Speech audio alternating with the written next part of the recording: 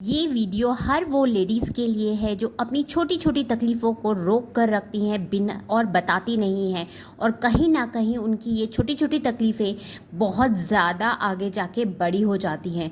आज इस वीडियो में मैं वही चीज़ों के बारे में पूरी डिटेल में बात करने वाली हूँ कि अगर आप अपनी तकलीफ़ों को शेयर नहीं करेंगे, टाइम पे अपने ट्रीटमेंट नहीं लेंगी, तो क्या क्या प्रॉब्लम हो सकती है। किडनी इन्फेक्शन तब होता है जब ई कोली टाइप का बैक्टीरिया, जो कि हमारी आंतों में, हमारे बाउल में पहले से ही रहता है, और मूत्र मार्ग यानी यूरेथ्रा, पेशाब करने की जगह से होता हुआ किडनी तक जाता है। पिछले वीडियो में मैंने डिस्कस किया था किडनी पेन और बैक पेन में क्या अंतर होता है और क्या साइंस होते हैं जो हमको इग्नोर नहीं करने चाहिए, वरना किडनी इनमें इन्फेक्शन बढ़ जाता है।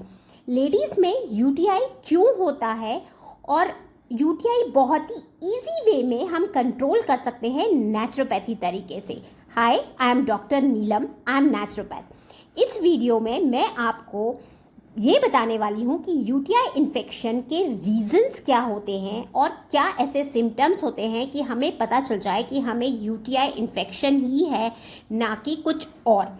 सबसे पहले जो सिम्टम्स है वो है, हमें बहुत ज़्यादा ठंड लगती है, फीवर बहुत हाई रहता है, बैक साइड में पेन होता है, ऐसा लगता है जैसे कमर दुख रही है।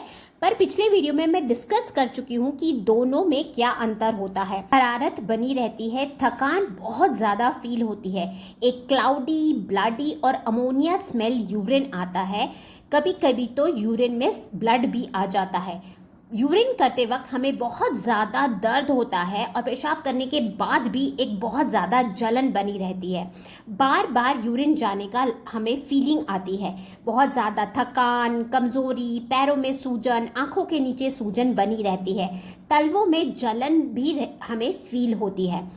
60% लेडीज़ में और 12% आदमियों में यूटीआई का इन्फेक्शन लाइफ टाइम में होता है।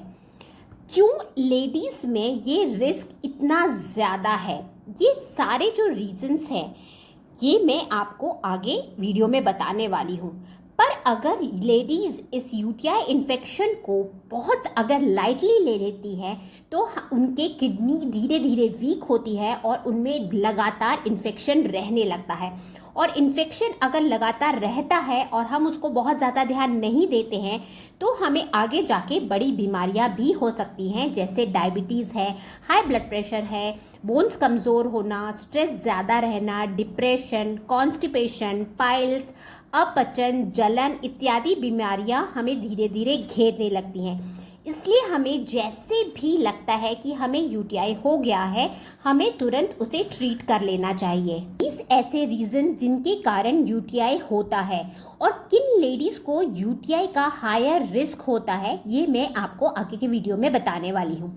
सबसे पहले प्यूबर्टी स्टेज, जब लड़कियाँ बड़ी होती हैं तो उनमें हार्मोन्स का बहुत ज़्यादा फ्लक्चुएशन होता है और गर्ल्स को इतनी ज़्यादा नॉलेज नहीं होती है। तो एज अ मदर हमारा काम होता है कि हम अपनी बेटियों को प्रॉपर हाइजीन और प्रॉपर गाइडेंस दें कि क्या क्या चीज़ें हैं जो यूटीआई हो सकता है। सेकेंड, दरअसल प्रेगनेंसी के दौरान गर्भाशय का जो आकार होता है वो धीरे बढ़ने लगता है और उसका काफ़ी भार मूत्राशय पर पड़ता है, यानी यूरेथ्रा पर पड़ता है। बैक्टीरिया मूत्र मार्ग में ही रह जाता है। ऐसे में यूटीआई का खतरा काफ़ी हद तक बढ़ जाता है। प्रेगनेंसी के छठे महीने में और 24वें यानी 24th हफ्ते में यूटीआई का संक्रमण का खतरा बहुत ज़्यादा होता है। प्रेगनेंसी के दौरान यूरिन में एसिड कम होता है और प्रोटीन, शुगर और हार्मोन्स का मात्रा बहुत ज़्यादा होती है। ऐसे में यूटीआई का जोखिम बढ़ता है। डिलीवरी के दौरान और बाद में भी महिलाओं में यूटीआई इन्फेक्शन का रिस्क बहुत ज़्यादा होता है। यूटीआई अगर फैमिली में किसी एक मेंबर को भी है तो 3 टाइम्स खतरा बाकी फैमिली मेंबर्स को भी होता है, चाहे वो मेल हो, चाहे फीमेल हो, चाहे छोटा बच्चा हो, चाहे न्यू बॉर्न बेबी हो, किसी को भी यूटीआई इन्फेक्शन हो सकता है। और ये रिस्क सबसे ज़्यादा लेडीज़ को होता है। अगर आपके घर में छोटी कोई बच्ची भी है तो उसको भी ये रिस्क बहुत ज़्यादा हो जाएगा।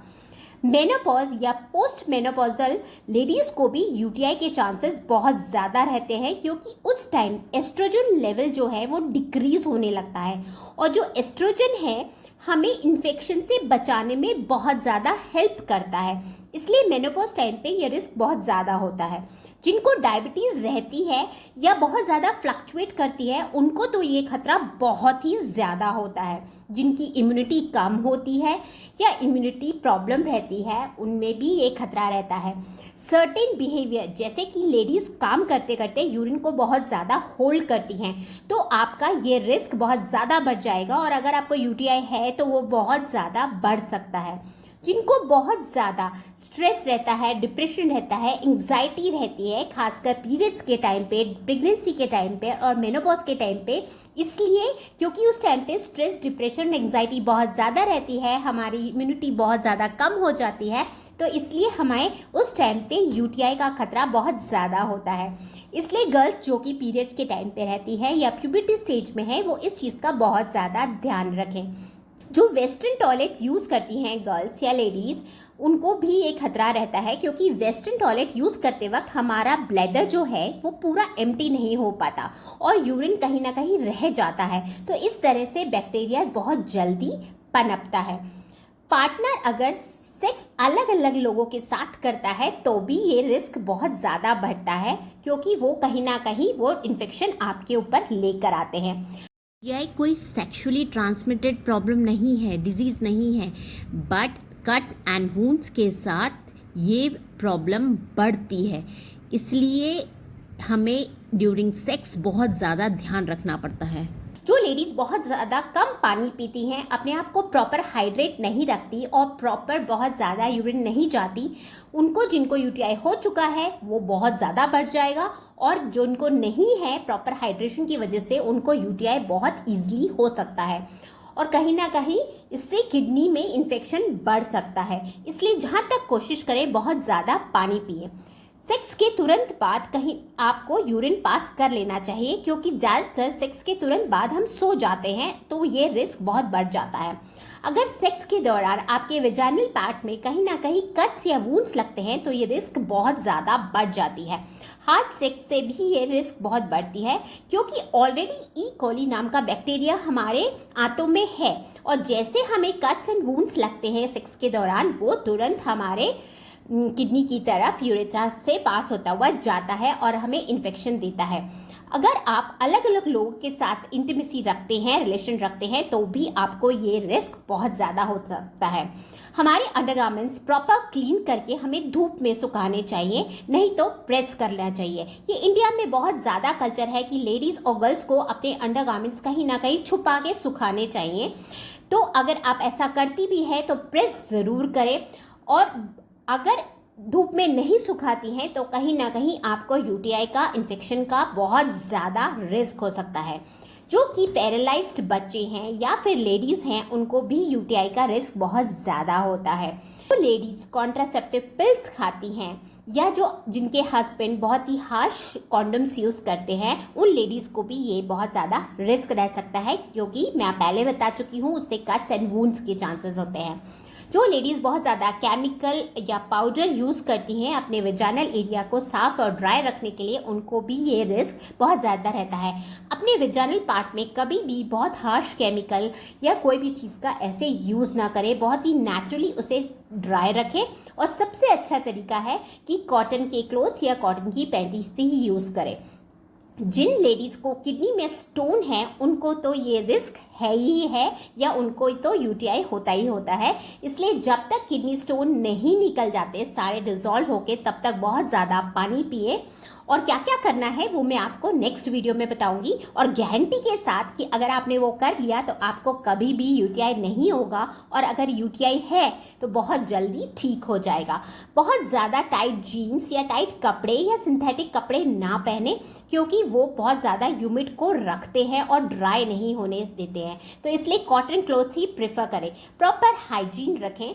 नेक्स्ट वीडियो में आपको मैं बहुत ही होममेड तरीके से ठीक होने का तरीका बताने वाली हूँ। इस वीडियो में मिलते हैं, तब तक आप मुझे like, share, comment and subscribe कर दें। टेक केयर एंड शब्बा खैर।